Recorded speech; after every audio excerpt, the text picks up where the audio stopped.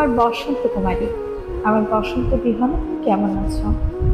আজ মন খারাপে আমাকে মনে করতে ভুলে গেছো, নাকি মন খারাপে অভিমান করে আমায় মনে করা বিরত রেখেছো?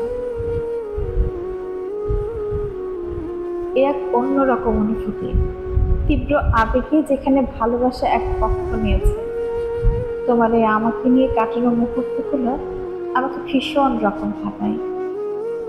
আবেগ এক বিষাক্ত শব্দ, আর সেই বিষ তুমি অবলীলায় পান করে যাচ্ছ।